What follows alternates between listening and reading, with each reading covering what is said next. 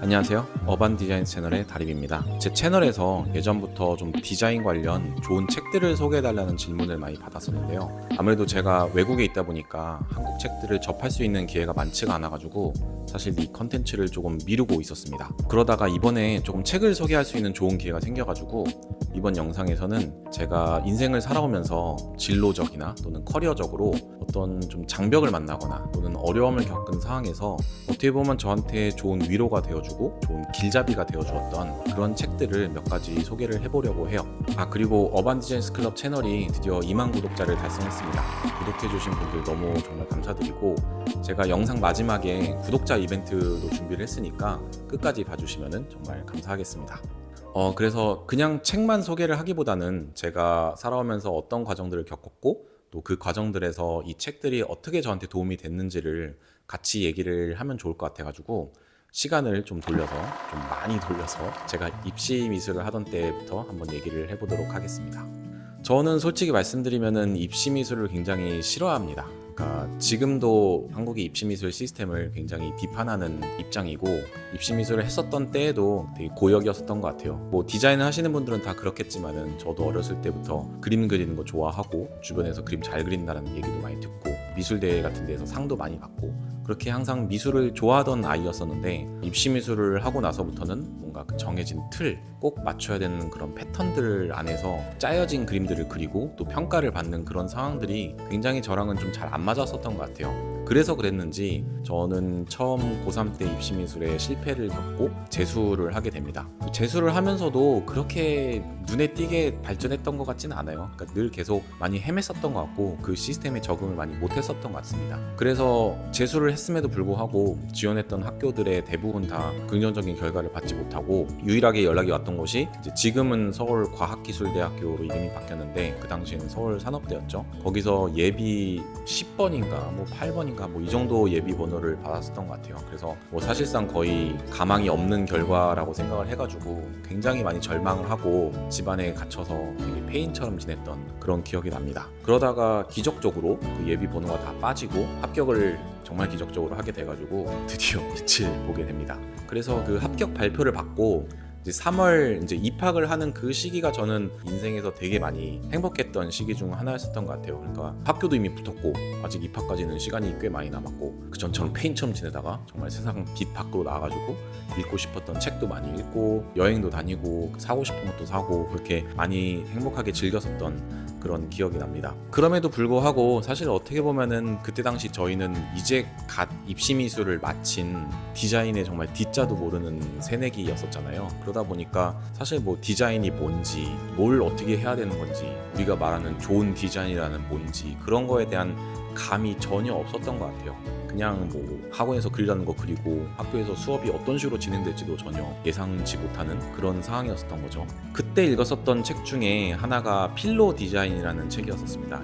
이 책을 처음으로 소개를 해드리고 싶은데, 필로 디자인이라는 책은 서울대 김민수 교수님이 쓰신 책으로 제목에서도 볼 수 있다시피 디자인의 어떤 철학들을 다룬 그런 책이에요. 이 책이 좋은 점은 뭐냐면은 우리가 디자인 역사에서 그 중요한 줄기들이 있잖아요. 이것들을 되게 무겁지 않게 한번 쭉 훑는데 굉장히 도움이 많이 됐었던 책이었던 것 같아요. 그러니까 발터 그로피우스부터 시작을 해가지고 바우하우스 한번 쭉 훑고, 그리고 나서 제가 굉장히 좋아하는 전설적인 디자이너인 폴란드라든지 또는 뭐 네빌 브로디, 데이비드 카슨 같은 정말 어떻게 보면 현대 디자인 역사에 있어서 굉장히 아이코닉한, 그리고 더 나아가서는 뭐 장누벨 같은 건축가라든지 또는 안상수 같은 한국의 디자이너까지 디자인 역사에서 빠질 수 없는 굉장히 유명한 디자이너들을 한번 훑으면서 이 사람들의 그냥 작업만 소개하는 것이 아니라 이 디자이너들이 갖고 있는 어떤 철학이라든지 이 작업들이 어떤 생각과 의도에서부터 탄생했는지에 대해서 굉장히 재미있게 읽어볼 수가 있는 책이에요.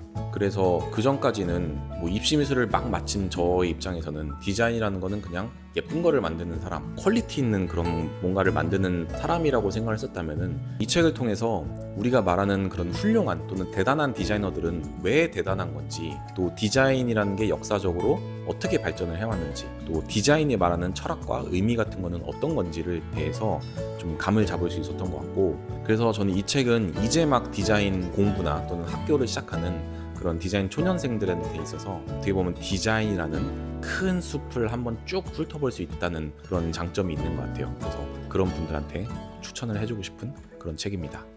자, 그러면 시간을 다시 돌려서 이번에는 제가 군대 있을 때 얘기를 해보겠습니다. 입학 준비를 하다가 갑자기 군대로 갔죠.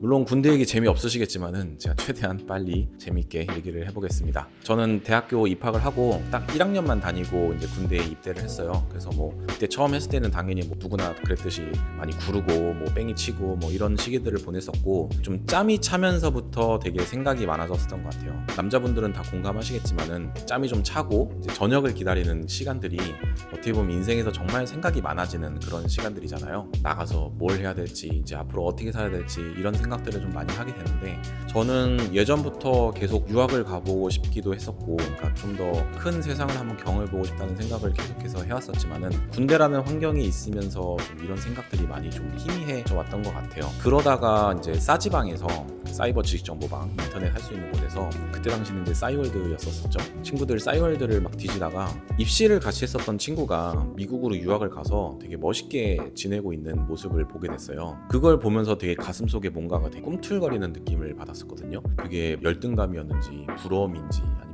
어떤 열정이 피어난 건지는 모르겠지만은, 나는 군대라는 답답한 환경에서 갇혀 살고 있는데 같이 입시를 했던 이 친구는 이미 해외에 나가서 멋있게 자신의 꿈을 펼치고 있는 모습을 보면서, 아, 나도 이제 더 이상 안 되겠다, 정말 이제는 준비를 해서 나도 해외로 나가야겠다라는 그런 결심을 하게 됐던 것 같습니다.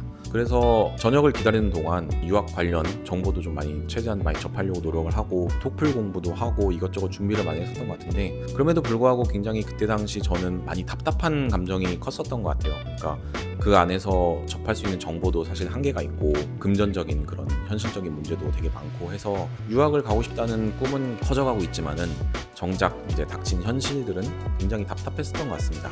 이때 읽었었던 책 중 하나가 바로 런던 일러스트 수업이라는 책인데요.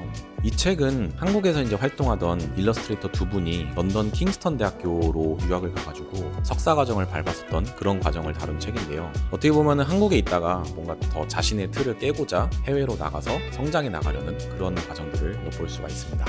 이 책이 되게 좋았던 점은 이 두 분들이 어떻게 보면 했었던 고민이 저랑 되게 닮아 있었던 것 같아요. 그러니까 한 분은 한국에서 일러스트레이터로 이미 활동을 하고 있지만은 뭔가 뾰족하게 인생이 풀린 것 같지가 않아서 고민하다가 그냥 무작정 해외로 떠난 케이스고, 또 한 분은 다른 분야에서 일을 하시다가 나는 동화책 작가가 되고 싶다라는 꿈을 갑자기 가지고 그냥 생각 없이는 아니죠, 또 이렇게 무작정 떠나게 된 그런 케이스라서, 어떻게 보면은 한국에서 지금 나의 상황이 좀 답답하거나 또는 해외로 나가서 좀 새로운 자극을 받고 싶다라는 분들한테 되게 좋은 영감이 되는 그런 책인 것 같아요. 특히나 이제 런던에서 석사 과정을 하면서 겪었던 그런 굉장히 생생한 과정들, 런던에서 적응을 하고 대학교에서 어떤 식으로 이제 과제를 받고 프로젝트를 이어나가고 교수들과 어떤 식으로 커뮤니케이션을 하고 또 졸업 작품을 준비해서 그 이후의 커리어는 어떤 식으로 준비를 해나가는지, 그런 정말 생생하고 고민 가득한 그런 이야기들을 볼 수가 있어가지고 그 둘의 모습이 너무나도 반짝거리기도 했고, 또 두 분이 이제 일러스트레이터로 하시기 때문에 책 중간중간에 굉장히 예쁘고 아름다운 그런 사파 같은 것도 많이 삽입돼 있어서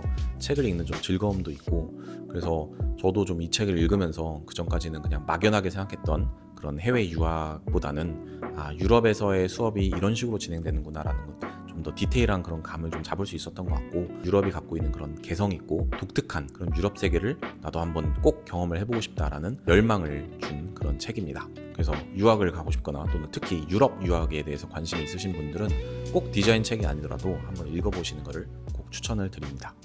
자, 그래서 이제는 다시 시간을 돌려서 제가 프랑스 예술학교를 다닐 때 얘기를 한번 해보겠습니다. 런던 일러스트 수업을 읽고 저도 결심을 해가지고 프랑스 보자르 국립예술학교를 다니게 되었어요. 처음으로 그 유럽의 예술학교를 다니면서 제가 가장 크게 느꼈던 느낌 중 하나는, 내가 인문학이 정말 부족한 사람이구나 라는 거를 느꼈었던 것 같아요. 그러니까 사실 한국에 있다 보면은 인문학을 사실 배울 기회가 그렇게 많지는 않잖아요. 그러니까 뭐 저도 입시미술 준비하면서 뭐 논술을 준비하기도 했고, 또 학교에서 뭐 문과였으니까 뭐 윤리라든지 근현대사 뭐 이런 수업을 받긴 했었지만은 진짜 우리가 한국에 있으면서 인문학을 많이 접할 기회는 많지 않잖아요. 그런데 제가 프랑스에서 다녔던 학교는 개념 예술적인 성격이 강했던 그런 학교이기도 했고, 또 1학년 때는 디자인적인 집중된 수업을 듣는 게 아니라 디자인과 순수예술이 조금 혼합된 과정들을 밟기 때문에 그 안에서 많이 어려움을 좀 겪었었던 것 같아요. 그러니까 아무래도 디자인과 예술의 나라인 만큼 이제 주고받는 피드백이나 평가의 깊이가 굉장히 깊었던 거죠. 그러니까 작업을 할 때도 그냥 퀄리티 있는 그런 그림을 그리는 게 아니라 항상 어떤 작품이나 작가들을 되게 리서치를 해야 되고, 또 이제 그 작가가 갖고 있는 어떤 철학이나 어떤 이론적인 부분들에 대해서 내가 영감을 좀 얻었는지, 또 그거를 나의 어떤 시각으로 또 이렇게 풀어내려고 했는지, 그러니까 항상 이런 이론적이고 텍스트적인 부분들이 항상 작업의 근간이 많이 됐었던 것 같아요. 그러다 보니까 그 전까지 인문학에 대해서 많이 접할 기회도 없었고, 평소에 작가나 작품들을 이렇게 많이 알지도 못했던 저는 항상 제 작품을 설명하는 깊이가 굉장히 가벼울 수밖에 없었던 거죠. 그래서 나도 인문학적인 부분들을 좀 채워야겠다라는 생각이 들어서 유튜브로 많이 막 철학 같은 거 강의를 찾아서 보기도 하고, 또 친구들한테 책 같은 걸 빌려서 많이 읽기도 하고 그랬었는데, 그때 당시 굉장히 도움이 많이 됐었던 책 중에 하나가 진중권의 이매진이라는 책입니다. 뭐 진중권이라는 스피커에 대해서는 정치적으로나 호불호가 많이 갈리실 수 있겠지만은, 저는 인문학 작가로서의 진중권은 굉장히 좋아하는 편이에요. 되게 어렵지 않게 인문학에 대한 이해나 그런 생각들을 넓힐 수 있는데 굉장히 많이 도움이 됐었던 것 같습니다. 이 진중권의 이매진이라는 책은 이 영화를 바탕으로, 그러니까 시네마를 바탕으로 미학에 대해서 설명을 하는데, 되게 좋았던 점은 영화사적으로 되게 기념비적인 작품들 있잖아요. 그러니까 저도 학교에서 이제 영화사 공부하면은 다루는, 뭐 예를 들어서 전함 포템킨이라든지 시계태엽 오렌지 나무라든지 라쇼몽이라든지 이런 되게 고전 영화에서부터 뭐 스파이더맨, 슈렉, 매트릭스, 라이언 일병구하기, 300 이런 것처럼 대중적이고 또 블록버스터적인 되게 다양한 스펙트럼의 영화를 넘나든다는 점이었어요. 특히나 이 책에서 가장 재밌게 다루는 부분은 바로 디지털 시대의 미학이라는 점인데, 영화라는 게 사실 아날로그 예술에서 디지털 예술로 넘어가는데 굉장히 큰 공을 한 매체잖아요. 그래서 이런 디지털 시대의 재밌는 그런 미학과 철학 같은 거에 대해서 많이 다루고, 또 진중권이 독일에서 유학을 했다 보니까 이 발터 베냐민에 대해서 굉장히 많이 다루거든요. 발터 베냐민이 사실 미학을 공부할 때 정말 빠질 수 없는, 특히나 현대 이제 디지털 시대의 미학을 공부할 때 정말 중요한 철학가이기 때문에 발터 베냐민이라는 철학가를 중심으로 여러 가지 다양한 인문학을 공부할 수 있었던 점이 저는 이 책의 가장 좀 큰 장점이었던 것 같습니다. 그래서 뭐 이 책을 읽으면서 정말 깊이 있는 전문적인 철학에 대해서 공부를 하지는 않지만은, 어떻게 보면은 우리가 되게 어렵게만 느껴지던 어떤 예술 철학, 예술 미학에 대해서 한번 문을 열고 좀 발판이 되어준다는 그런 느낌이 좀 들었었어요. 그래서 저도 이 책을 기반으로 그 유럽에서 말하는 그런 어려운 인문학에 대해서 조금은 뭉뚱그려서 감을 좀 잡을 수 있게 되었고, 제 부족한 인문학을 좀 채워주는데 굉장히 도움이 많이 되었던 책이었던 것 같습니다. 물론 디자인을 하면서 우리가 막 깊이 있는 철학, 인문학이 꼭 필요한 것은 아니지만은, 그래도 내가 조금 더 인문학에 관심이 있고 좀 더 깊이 있는 그런 이론 같은 것들을 갖춰보고 싶다라는 분들에게는 추천을 해드리고 싶은 그런 책입니다. 자, 이제 또 시간을 돌려서 제가 석사 과정을 했을 때 얘기를 좀 해보려고 해요. 제 예전 영상 중에서 포트폴리오를 리뷰한 영상들을 보시면은 제가 얘기를 한번 했었지만은, 저는 이때 당시 제 브랜드를 만들고 싶었었어요. 그래서 제 브랜드 프로젝트로 이 석사 과정을 이제 대체를 했었습니다. 그렇게 프로젝트를 준비를 하다가 운 좋게 한국에 있는 여러 전시에 좀 선정이 돼가지고 제 작업들을 선보일 수 있는 그런 기회를 얻게 되었어요. 그래서 그때 당시 이제 한국으로 날아가가지고 좀 멘토링 프로그램 같은 게 있어가지고 그 프로그램에 이제 참여를 했는데, 그때 이제 제가 만든 그 브랜드 프로젝트를 보시고 이제 멘토분들이 했었던 피드백 중 하나가 뭐였었냐면은, 너무 어렵다는 점이었었어요. 그러니까 아무래도 저는 유럽에서 교수들과 같이 피드백을 주고받으면서 만들어간 프로젝트였기 때문에, 오히려 거기서는 이제 교수들이 너무 이론이 없다, 너무 안에 담긴 메시지가 없다라는 거를 이제 지적을 했었거든요. 그래서 막 이제 온갖 진중권의 이매진을 다시 읽으면서 인문학들을 막 때려넣고 이제 그 작업에 여러 가지 철학적인 메시지를 담았었는데, 이제 막상 한국에 이걸 들고 오니까 한국에서 느낀 반응은 너무 어렵다, 너무 복잡하다는 거였죠. 뭐 틀린 의견은 없다고 생각을 해요. 문화가 다를 뿐이지. 그래서 저는 그때 당시 어떻게 보면 처음으로 유럽에서 공부를 했었던 그 분위기와 또 전혀 다른 한국에서의 그런 좀 상업적이고 직관적인 그런 디자인 관점 사이에서 엄청나게 괴리감을 많이 느꼈었던 것 같아요. 그러니까 유럽에서는 항상 메시지와 철학을 강조를 하다가 한국에 오니까 이거 필요 없어, 그냥 더 직관적이고 쉬워야 돼, 이렇게 얘기를 하니까 그 사이에서 대체 뭐가 맞는 거지? 되게 막 고민을 많이 했었던 것 같아요. 이런 상황에서 저에게 정말 많이 도움이 됐었던, 디자이너들에게는 어떻게 보면 바이블 같은 그런 책이죠. 하라케냐의 디자인의 디자인이라는 책을 소개를 해드리고 싶습니다. 이 책은 하라케냐가 자신의 디자인 커리어, 자신의 디자인 인생들을 집대성한 책이라고 볼 수 있을 것 같은데요. 책은 사실 리디자인 전시라는 거에서부터 시작을 합니다. 여러 하라케냐가 유명한 디자이너들, 동료 디자이너들을 모아서 이미 실생활에 우리가 쓰고 있는 여러 가지 물품들을 새롭게 한번 디자인을 해보자 라는 기획에서 시작된 그런 전시 얘기를 하면서 그 이후로는 자신이 해왔던 그런 유명한 여러 가지 프로젝트를 소개를 하고, 그리고 나중에는 일본에서의 디자인 시장에 대해서도 얘기를 하는 그런 구조를 띠고 있는데요. 책을 읽으면서 저는 처음으로 디자인에서의 어떤 사고방식, 접근 방식이 이래야 되는 거라는 거를 처음 느꼈었던 것 같아요. 그러니까 왜 이 디자인이 늘 어렵고 철학적이고 이론적인 거에 대해서 시작되는 것이 아니라 정말 디자인적인 의도에 의해서 왜 이렇게 만들어졌는지에 대해서 너무나도 명쾌하게 설명을 해주고 있었어요. 그러니까 무슨 말이냐면은, 그 전까지 유럽에서 디자인을 공부하면서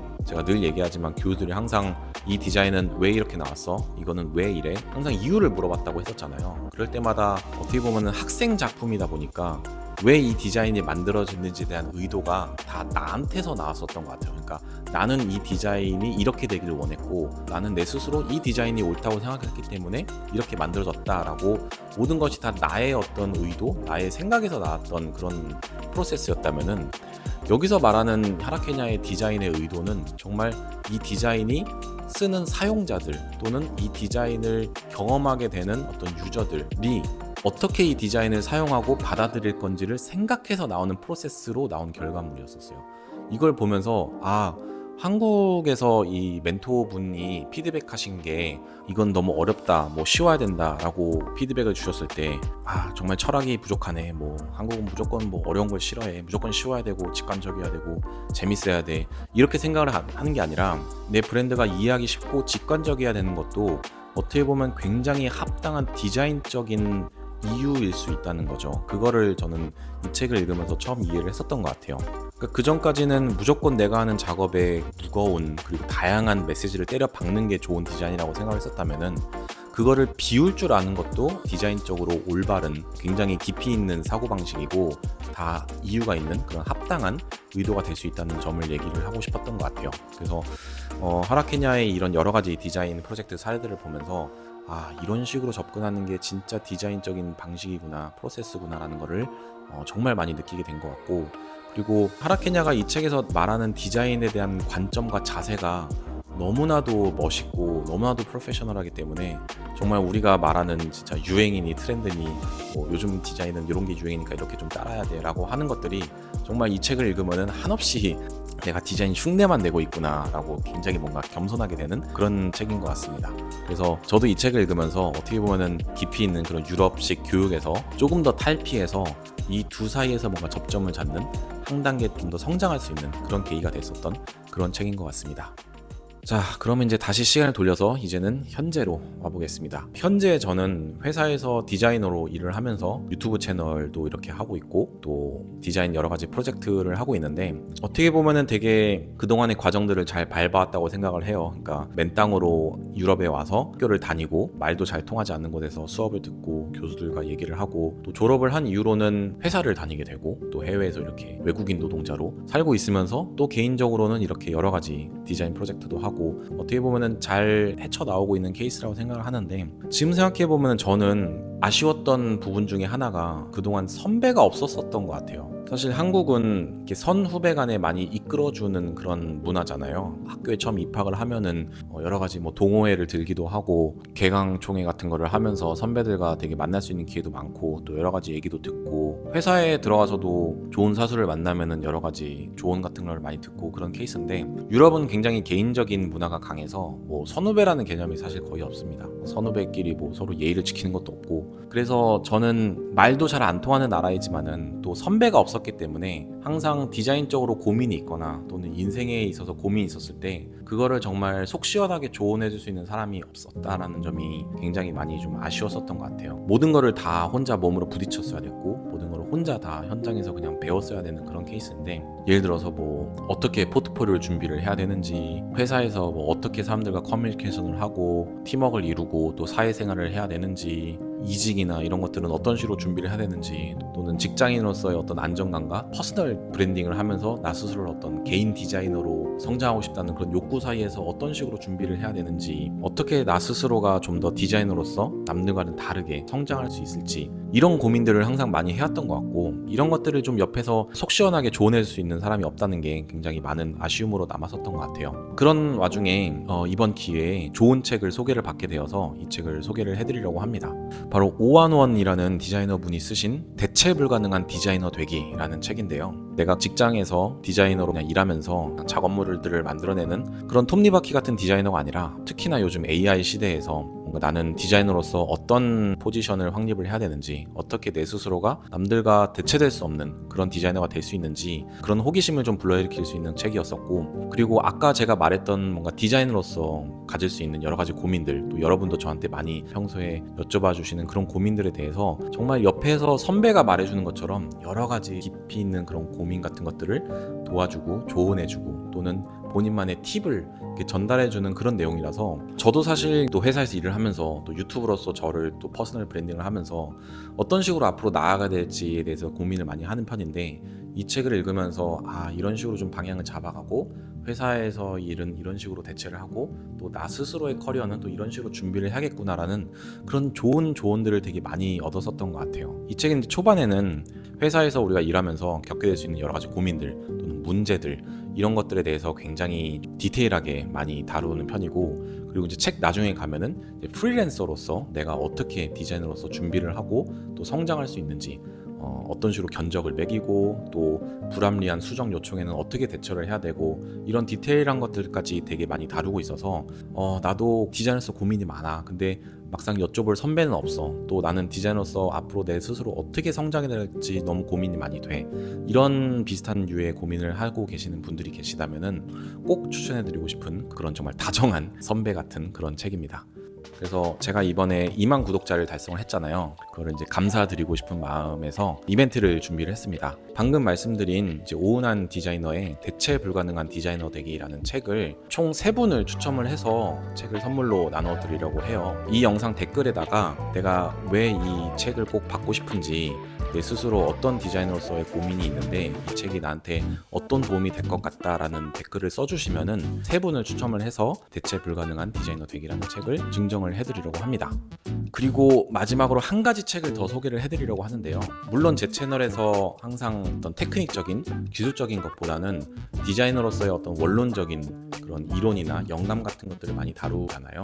저도 이제 가끔 포트폴리오 같은 것들을 리뷰를 좀 부탁을 요청을 해주셔가지고 보면은 되게 많은 분들이 항상 메시지는 되게 거창한데 이런 기본적인 조형 원리를 모른 채 작업을 하시는 분들을 되게 많이 보게 되는 것 같아요. 그러니까 그거는 마치 내가 올바른 자세를 모르고 매일 헬스장에 가는 거랑 똑같거든요. 그러니까 내 자세가 이미 틀려 먹었는데 헬스를 매일 한다고 해서 몸이 예쁘게 자라나지는 않을 거잖아요. 그리고 뭐 물론 많은 기술적인 부분들이 AI로 대체되기를 할 거지만은 그 AI가 만들어낸 결과물들을 보고 결국 평가를 하고 골라내는 건 사실 인간의 몫이라고 생각을 하거든요. 그러면은 사실 뭐가 좋은 디자인이고 이 중에서 뭐를 고르는 게 더 맞는 건지를 자기가 스스로 판단을 할 수 있으려면은 이런 기본적인 조형 원리가 뒷받침되어야 된다고 생각을 해요.